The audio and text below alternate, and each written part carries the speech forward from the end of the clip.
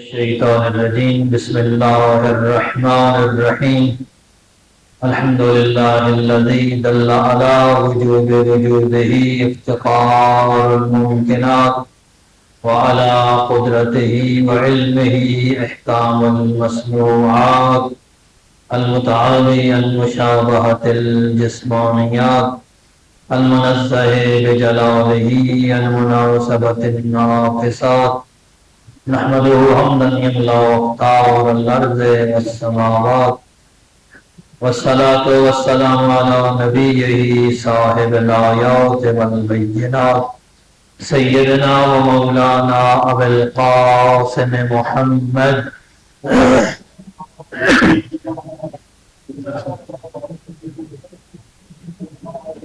وعلى آله الهادين من الشبه والضلالات الذين ذهب الله عنهم الرجس وطهرهم تطهيرا.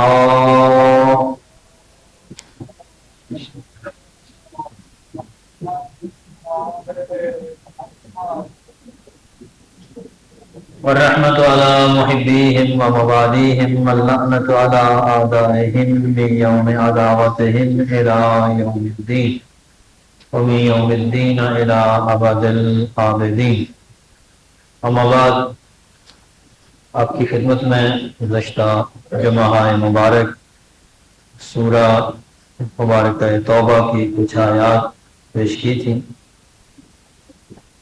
اسی سورہ کی آیت نمبر 12 ہے بسم اللہ الرحمن الرحیم وَإِن نَقَصُوا أَيْمَانَهُم مِّن بَعْدِ عَهْدِهِمْ وَطَعَنُوا فِي دِينِكُمْ فَقَاتِلُوا أَئِمَّةَ الْكُفْرِ إِنَّهُمْ لَا أَيْمَانَ لَهُمْ لَعَلَّهُمْ يَنْتَهُونَ. یہ سورہ جسے سورہ توبہ اور سورہ براءت کے نام سے یاد کیا جاتا ہے. توبہ کا معنی ہے پلٹنا.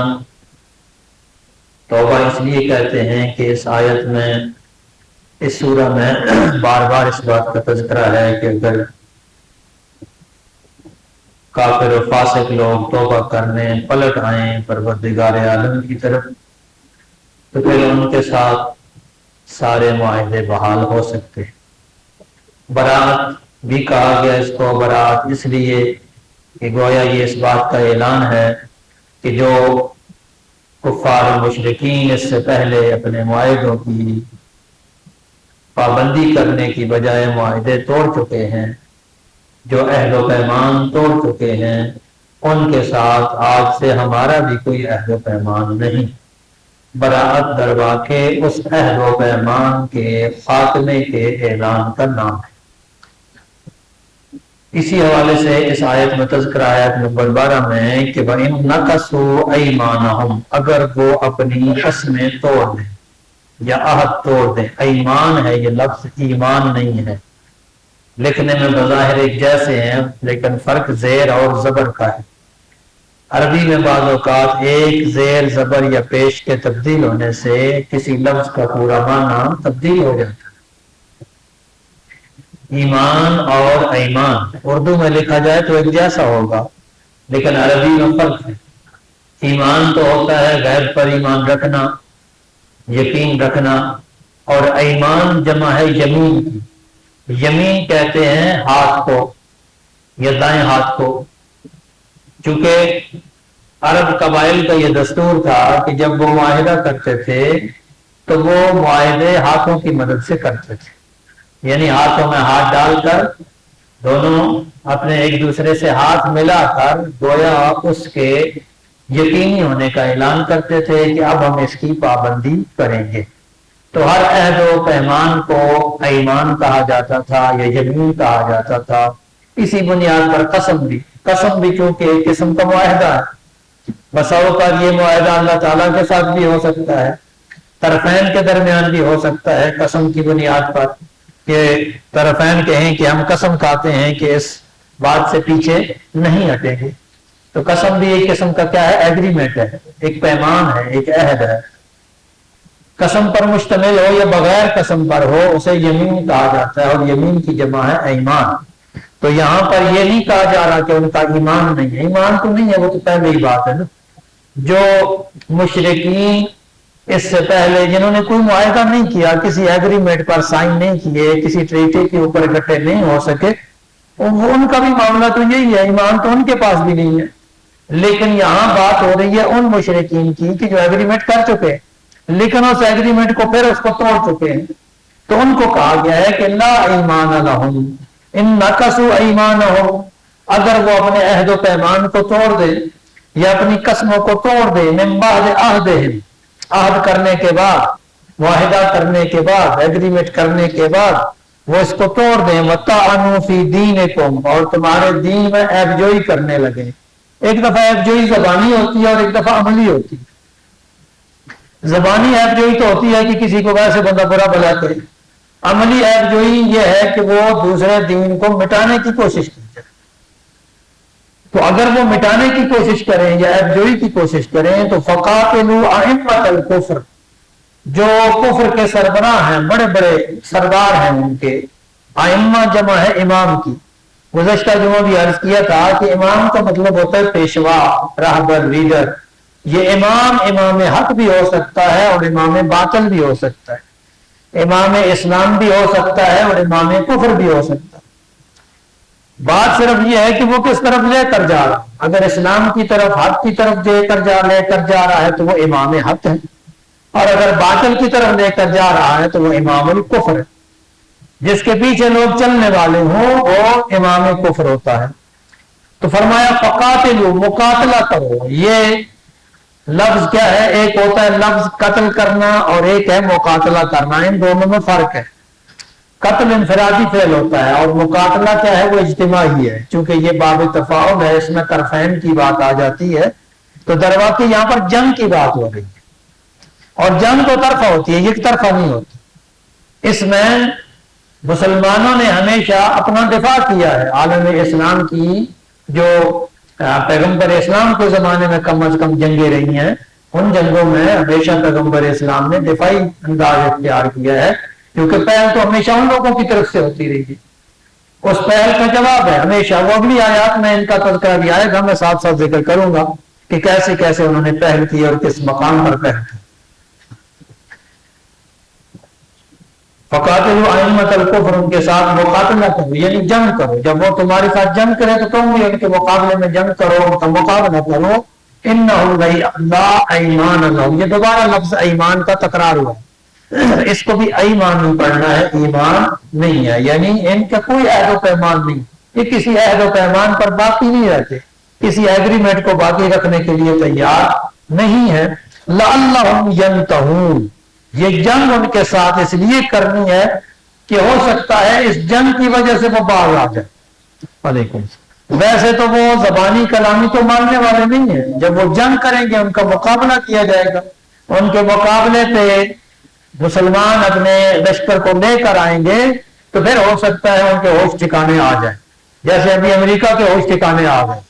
تو پہلے وہ کتنی بڑھ کے مار رہا تھا کہ ہم 3 دنوں کے اندر سارا کچھ صفایا کر دیں گے، لیکن جب آگے سے جمہوری اسلامی ایران نے ان کا مقابلہ کیا اور بھرپور طریقے سے جواب دیا تو اس جواب کے بعد پھر ان کے ہوش ٹھکانے آ گئے۔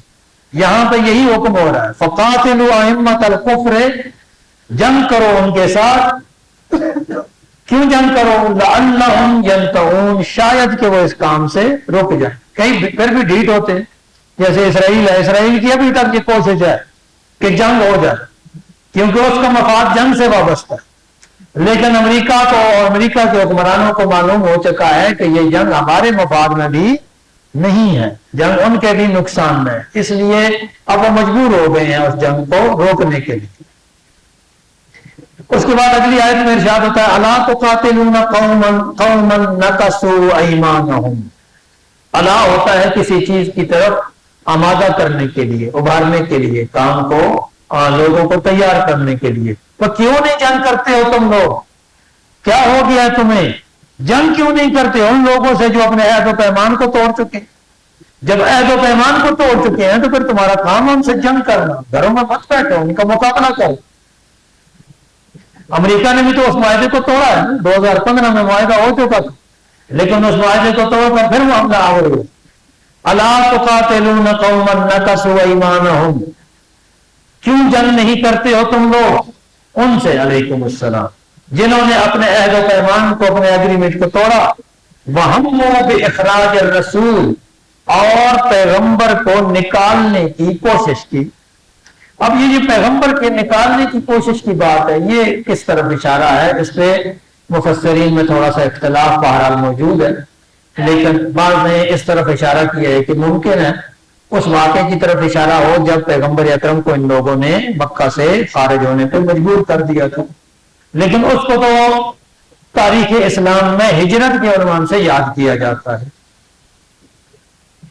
تو یہ اخراج الرسول کی کون سی بات ہے؟ کچھ مفسرین نے کہا کہ اس سے مراد کیا ہے کہ جب یہ لوگ سارے عرب کے لشکر اکٹھے کر کے مدینہ پر حملہ آور ہوئے تھے جس کو جنگ احزاب کہا جاتا ہے تو اس وقت ان کی کوشش تھی کہ رسول کو مدینے سے نکال دیں.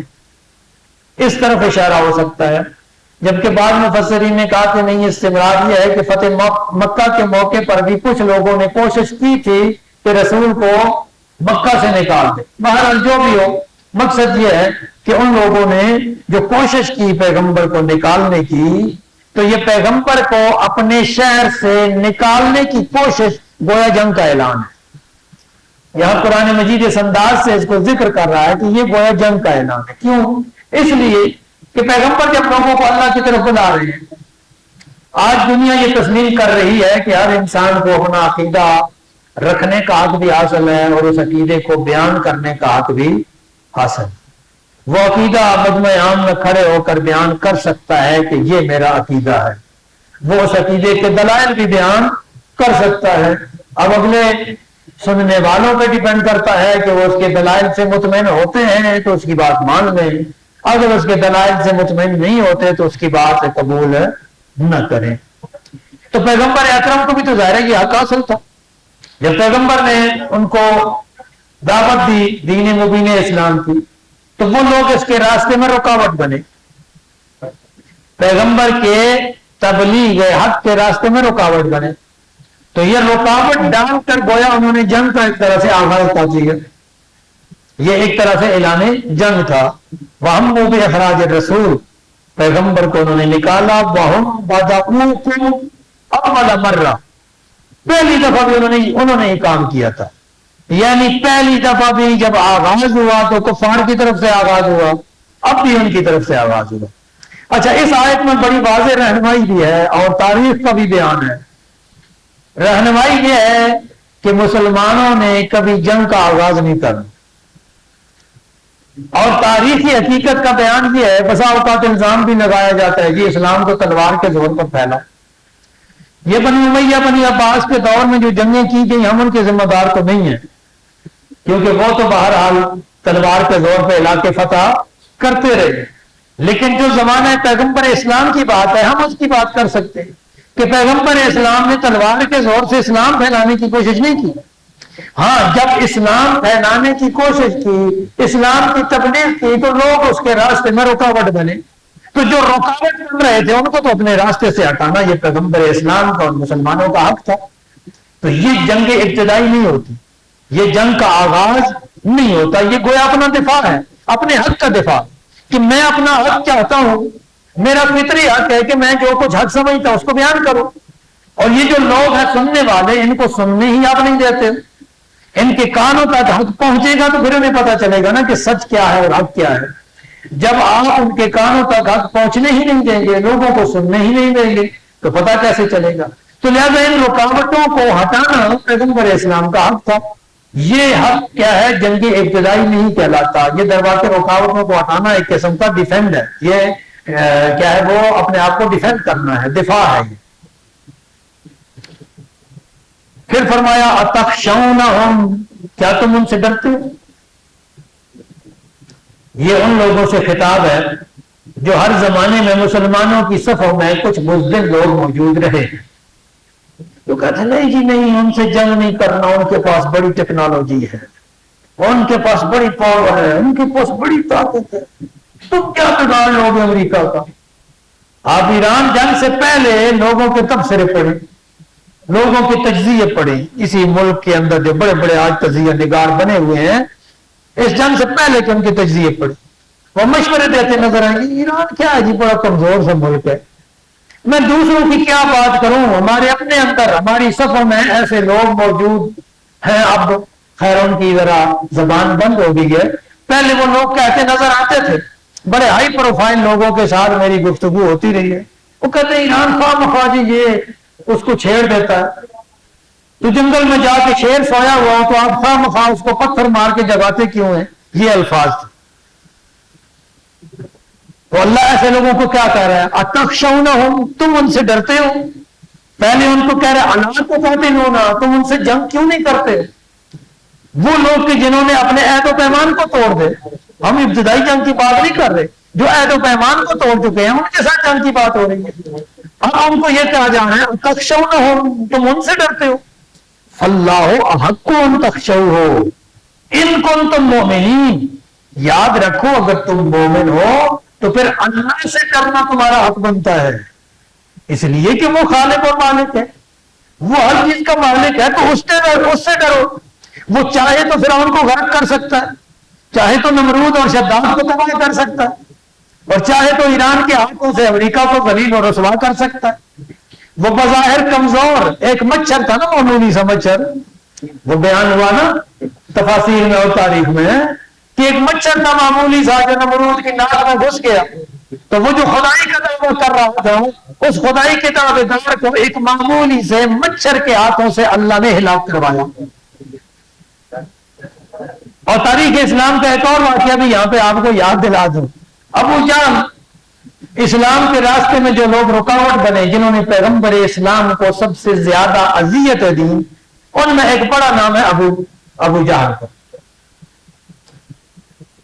جو جنگ بدر برپا ہوئی، جنگ بدر کا سب سے بڑا محرک بھی یہ ابو جہل ہی تھا، یہ لوگوں کو گاؤں سے نکال کے لایا تھا، ائمۃ الکفر میں شامل تھا، لیکن اللہ نے اس کو کس کے ذریعے سے ہلاک کروایا، جو اس وقت سب سے ضعیف کمزور سمجھے جا رہے صحابی تھے نا عبداللہ ابن مسعود، اس کے ہاتھوں سے اللہ نے ابو جہل کی گردن اتاری۔ تو اللہ چاہے تو کمزور کے ذریعے سے طاقتور کو شکست دلوا سکتا ہے۔ اللہ احق ان تخشوہ، اللہ کا حق یہ ہے کہ تم اس سے ڈرو، ان کنتم مؤمنین، شرط یہ ہے کہ تم مومن ہو، اگر تمہارے دل میں ایمان ہے نا تو پھر اللہ سے ڈرو، اس کے بندوں سے نہ ڈرو، لوگوں سے مت ڈرو، سپر طاقتوں سے مت ڈرو، اللہ سے ڈرو، تو پھر تم بڑی بڑی طاقتوں کا مقابلہ کر سکو۔ اگلی آیت میں فرمایا قاتلوہم، ان سے لڑو، ان سے جنگ کرو، قاتل یعنی جنگ کرنا، مقاتلہ کرنا، مقابلہ کرنا، قاتلوہم یعذبہم اللہ بایدیکم، اللہ انہیں عذاب دے گا لیکن تمہارے ہاتھوں سے، یہ ایک بڑا اہم اصول ہے۔ کچھ لوگ کہتے ہیں جی ہم دعا کریں گے تو فلاں تباہ و برباد ہو جائے گا، اللہ یہاں پر یہ بتا رہا ہے کہ دعا کے ساتھ دعا بھی کرنی ہے، اور اللہ بتا رہا ہے کہ اللہ ان کو تمہارے ہاتھوں سے ہی تباہ کروائے گا۔ دعا کرو کہ یہ تمہاری اندرونی خواہش کا اظہار ہے، دعا بڑی ضروری ہے نا، اس لیے کہ یہ انسان کی خواہش کا اظہار ہے، انسان کو اگر کوئی اچھا لگتا ہے تو اس کے حق میں دعا کرتا ہے، کوئی برا لگتا ہے تو اس کی مخالفت میں بددعا کرتا ہے، یہ تو انسان کی نفسیات کا اظہار ہے نا، تو یہ بڑی ضروری بھی ہے، لیکن اس کے ساتھ ساتھ اللہ کہہ رہے دعا بھی کرو، وہ دعا یہ ہے کہ تم ان کے ساتھ جنگ کرو، تم تیار ہو جاؤ، مضبوطی کے ساتھ ڈٹ جاؤ، اللہ انہیں عذاب دے گا اور تمہاری ہاتھوں سے دے گا۔ قاتلوہم یعذبہم اللہ بایدیکم، جنگ کرو ان سے، اللہ انہیں عذاب دے گا تمہارے ہاتھوں سے، ویخزہم، انہیں رسوا کرے گا، انہیں ذلیل کرے گا، انہیں خوار کرے گا دنیا میں، یقیناً عالم کفر کو اللہ رسوا کر رہا ہے اور منافقوں کو بھی اللہ رسوا کر رہا ہے، رسوا ہو کر رہیں گے، اب دیکھا دنیا نے کہ کس طرح امریکہ رسوا ہوا۔ وَيَنْصُرُكُمْ عَلَيْهِمْ، اور اللہ تمہاری مدد کرے گا ان کے خلاف، يَنْصُرُكُمْ عَلَيْهِمْ، اللہ تمہاری مدد کرے گا ان کے خلاف، وَيَشْفِ صُدُورَ قَوْمٍ مُؤْمِنِينَ، اور اللہ مومنوں کو فتح دے کر مومنوں کے دلوں کو ٹھنڈا کرے گا، جیسے ابھی اللہ نے مومنوں کو ٹھنڈا کیا ہے، امریکہ کی شکست مومنوں کے دل میں ٹھنڈا ہو گیا ہے نا، ہر مومن خوش ہوا ہے. فرمایا کہ وَيَشْفِ صُدُورَ قَوْمٍ مُؤْمِنِينَ وَيُذْهِبْ غَيْظَ قُلُوبِهِمْ، تمہارے دلوں کا غصہ اور غم پروردگار عالم نکال دے گا، ختم کر دے گا. یتوب اللہ علی من یشاء، اللہ چاہتا ہے. اچھا ترجمہ انہوں نے لکھا ہے اللہ جس کی چاہتا ہے توبہ قبول کرتا ہے. یہ ترجمہ صرف سمجھانے کے لیے، میں صرف یہاں پہ تھوڑی سی وضاحت کرنا چاہتا ہوں بات توبہ کی. یہ توبہ کیا ہے؟ تاب اور یتوب کا اصل معنی ہوتا ہے پلٹنا، لوٹ کر آنا. جب یہ توبہ بندے کی نسبت ہو کہ بندے نے توبہ کی، مطلب بندہ اللہ کی طرف پلٹ کر آ گیا، اور جب اللہ کی طرف بندہ پلٹ کر آتا ہے تو اللہ بھی اس کی طرف آ جاتا ہے. جب بندہ گناہ کا راستہ اختیار کر لیتا ہے، نفاق کا راستہ اختیار کر لیتا ہے، کرپشن کا راستہ اختیار کر لیتا ہے، اللہ اس سے دور ہو جاتا ہے. اور جب وہ توبہ کر لیتا ہے، حقیقی توبہ، سچی توبہ، دل سے توبہ کرتا ہے اور ضائع کرتا حقوق کو بھی ادا کرتا ہے، سچی توبہ یہ ہوتی ہے. سچی توبہ یہ نہیں کہ پتہ صرف میں جی توبہ کرتا ہوں، میں معافی مانگتا ہوں کہ مجھ سے غلطی ہو گئی ہے، یہ سچی توبہ نہیں ہے. سچی توبہ یہ ہے کہ جو مال کھایا ہے اس کو واپس کرو، جو کسی کا حق کھایا ہے وہ بھی واپس کرو، جو کسی کے ساتھ زیادتی کی ہے وہ جا کر اس سے معافی مانگو. اس کے بعد تم توبہ کرو، تم پلٹو گے اللہ کی طرف، اللہ پلٹے گا تمہاری طرف. اور ظاہر اللہ کا پلٹنا جسمانی تو نہیں ہے نا، اللہ جسم و جسمانیات سے مبرہ و منزہ ہے. اللہ کے پلٹنے کا مطلب یہ ہے کہ اللہ کی رحمت پلٹ کر تمہارے اوپر آ جائے گی. وہ رحمت جو اس نے تم سے واپس لے لی تھی، اب جب تم توبہ کرو گے تو پھر اللہ تمہارے اوپر رحمت نازل کرنا شروع کر دے گا. وَيَتُوبُ اللَّهُ عَلَىٰ مَن يَشَاءُ وَاللَّهُ عَلِيمٌ حَكِيمٌ، یقیناً اللہ علم والا بھی ہے اور حکمت والا بھی ہے.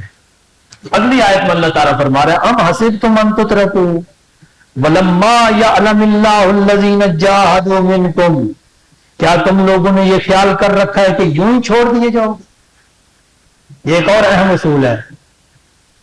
ایمان لانے کے بعد بندہ یہ نہ سمجھے کہ بس میرا کام ختم ہو گیا. کام ختم نہیں ہوا، کام شروع ہوا ہے. جب بندہ ایمان لاتا ہے نا اس وقت کام سارا شروع ہوتا ہے. ام حسبتم ان تترکوا، تمہارا کیا خیال ہے کہ تمہیں ایسے ہی چھوڑ دیے جاؤ گے؟ وَلَمَّا يَعْلَمِ اللَّهُ الَّذِينَ جَاهَدُوا مِنكُمْ، ابھی تم میں سے ان لوگوں کو آزمایا نہیں کیا جو جہاد کے لیے تیار ہیں. اس کا مطلب کیا ہے کہ ایمان کے بعد جہاد کے لیے تیار رہنا بھی ضروری ہے. صرف زبان سے ایمان کا اعلان کر دینا کافی نہیں ہے. اب تمہاری آزمائش ہوگی. یہاں پر یا علم اللہ کو آزمائش کے معنی میں لینا زیادہ بہتر ہے کہ اللہ تمہارے اندر سے آزمائے گا، نکالے گا تمہارے اندر میں سے کہ کون تم میں سے جہاد کے لیے تیار ہے اور کون جہاد سے پیچھے ہٹ رہا ہے، کون قربانی دینے کے لیے تیار ہے اور کون قربانیوں سے بھاگتا ہے. یہ قربانی جانی بھی ہو سکتی ہے اور مالی بھی ہو سکتی ہے. وَلَمَّا يَعْلَمِ اللَّهُ الَّذِينَ جَاهَدُوا مِنكُمْ وَلَمْ يَتَّخِذُوا مِن دُونِ اللَّهِ وَلَا رَسُولِهِ وَلَا الْمُؤْمِنِينَ وَلِيًّا، ابھی تک ان لوگوں کو آزمایا نہیں گیا کہ جو تم میں سے جہاد کریں گے اور جو اللہ کے علاوہ اور اس کے رسول کے علاوہ اور مؤمنین کے علاوہ کسی کو ولیجہ نہیں بنائیں گے. ولیجہ لفظ استعمال ہوا ہے یہاں پر. واللہ خبیر بما تعلمون، اللہ تعالیٰ یقیناً خبر رکھتا ہے جو کچھ تم عمل کرتے ہو، تمہارے تمام اعمال کی اللہ خبر رکھتا ہے. ولیجہ کا لفظی معنی جو لکھا ہے مفسرین نے، اس کا معنی یہ لکھا ہے کہ یعنی رازدار. کوئی بندہ رازدار کیسے بنتا ہے؟ عربی زبان کی ایک خاصیت ہے کہ اس میں ایک روٹ ورڈ سے بہت سارے الفاظ بن جاتے ہیں. جیسے نون صاد را ایک 3 حرف ہیں، ان 3 حرفوں سے بہت سارے لفظ بنتے ہیں. ناصر، ینصر، ناصر، منصور، نصرت، مدد کرنا، یہ سارے الفاظ بنتے ہیں. اچھا اس میں سے جتنے الفاظ آپ بنائیں گے نا وہ جو اصلی اس کا معنی ہوگا وہ تمام الفاظ کے اندر موجود ہے. یہ جو ولیجہ کا لفظ ہے، میرا یہ خیال ہے کہ اس کا بھی جو روٹ ورڈ ہے وہی ہے جو ولی کا ہے، جو مولا کا ہے. روٹ ورڈ کیا ہے؟ وا، نام اور یہ والیا. والیا کا اصلی معنی ہوتا ہے قریب ہونا. جو جتنا قریب ہوگا اتنا ہی زیادہ رازوں سے واقف ہوگا. یہ بھی بات ولایت بھی قربت سے ہی آتی ہے، قربت کے بغیر ولایت بھی نہیں آتی. اس کی تشریح پھر کبھی ابھی موقع نہیں ہے. ابھی صرف یہ ولیجہ کا معنی کر رہا ہوں کہ انسان کے رازوں سے کون واقف ہوتا ہے؟ وہ جو سب سے اس سے قریب ہوتا ہے. جو دور بیٹھا ہوا تو نہیں جانتا نا. تو اللہ یہاں پر کہہ رہا ہے کہ اللہ، اس کے رسول اور مومنین کے علاوہ کسی کو رازدار مت بناؤ، کسی کو اتنا قریب مت کرو کہ وہ تمہارے رازوں سے واقف ہو جائے. عام سماجی رابطہ نہ بات ہے. کوئی غیر مسلم بھی رہ رہا ہے آپ کے معاشرے میں امن سکون سے، تو اس کے ساتھ رابطہ رکھنا اس میں کوئی حرج نہیں ہے. صلوات پڑھیں.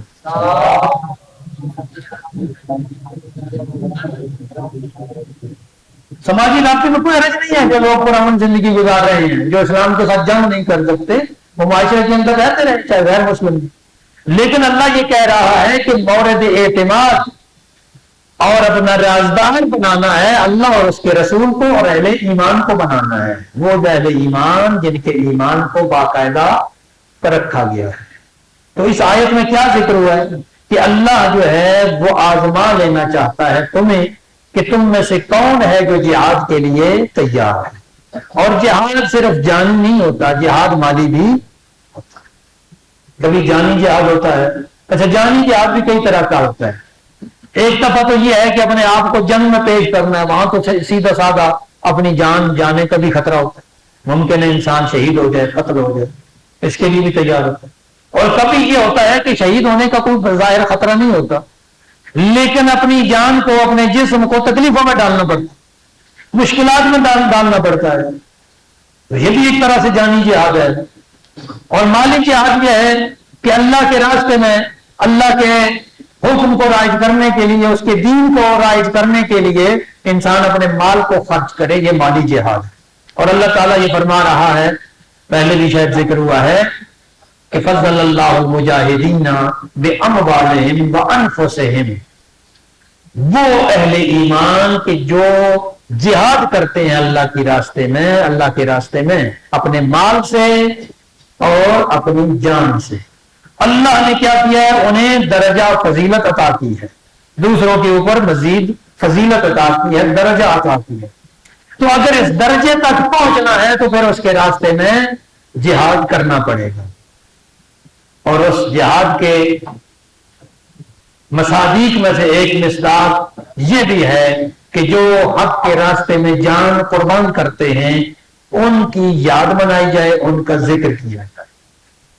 اور ان کی یاد منانا، ان کا ذکر کرنا، ان سے اپنی وابستگی کا اظہار کرنا یہ بھی ضروری ہے. اس لیے کہ عالم کفر کو یہ بتانا ضروری ہے کہ ہم حق کے ساتھ کھڑے ہیں. اور اگر یہ بتانا ہے تو پھر 13 جون مینار پاکستان شہید امت کانفرنس میں شریک ہو کر اپنے اس ایمانی جذبے کا اظہار کرنا پڑے. انشاءاللہ العزیز 13 جون شہید امت کانفرنس مینار پاکستان میں منعقد ہو رہی. اور یہ کانفرنس پورے پاکستان کی ملت تشیع کے اتحاد اور وحدت کا اظہار ہے. اور صرف اتحاد و وحدت کا اظہار نہیں، ان کی شان و شوکت کا بھی اظہار. اور اس بات کا اعلان ہے کہ ہم حق کے ساتھ کھڑے ہیں. اس بات کا اعلان ہے کہ ہم حق کے لیے ہر قربانی دینے کے لیے تیار ہیں. جانی قربانی دینے کے لیے بھی تیار ہیں، مالی قربانی دینے کے لیے بھی تیار ہیں. اور اس بات کا بھی اعلان ہے کہ ہم اس ملک کے اندر بھی ایسی قوتوں کے ساتھ کھڑے ہوں گے جو حق کے لیے قیام کریں گے. جو خاموش رہ جائیں گے ان کا ساتھ نہیں دیں گے. جو باطل کے ساتھ کھڑے ہو جائیں گے ان کا ساتھ بھی نہیں دیں گے. ہم ان کا ساتھ دیں گے جو حق کے لیے قربانی دیتے ہیں اور حق کے قیام کی جد و جہد کرتے ہیں. تو اس لیے اس وقت تمام اہل ایمان کے لیے یہ ضروری ہے کہ وہ 13 جون مینار پاکستان پہ اکٹھے ہوں. انشاءاللہ العزیز اس کے لیے چکوال سے بھی قافلے روانہ ہوں گے. ٹرانسپورٹ کا بھی اہتمام کیا جا رہا ہے. آپ مومنین میں سے جو لوگ اس پروگرام میں شرکت کے خواہشمند ہیں، نماز جمعہ کے بعد اسٹال کے اوپر موجود ہوں گے. ہمارے برادر محمد علی ایڈوکیٹ صاحب اور دوسرے برادران وہاں پہ موجود ہوں گے. وہاں پہ اپنے نام وغیرہ لکھوا. اور اس کے علاوہ جو لوگ اس کار خیر میں مالی تعاون کرنا چاہتے ہیں وہ احباب چودھری ماما خان بہادر صاحب، حاجی حسن اختر صاحب اور چودھری عمر حسین ڈاؤن بالا ان کے ساتھ رابطہ کر لیں تاکہ ٹرانسپورٹ کے اہتمام کے لیے بھی زیادہ سے زیادہ اہتمام کیا جا سکے. مومنین آخر میں آپ سب کی خدمت میں عید غدیر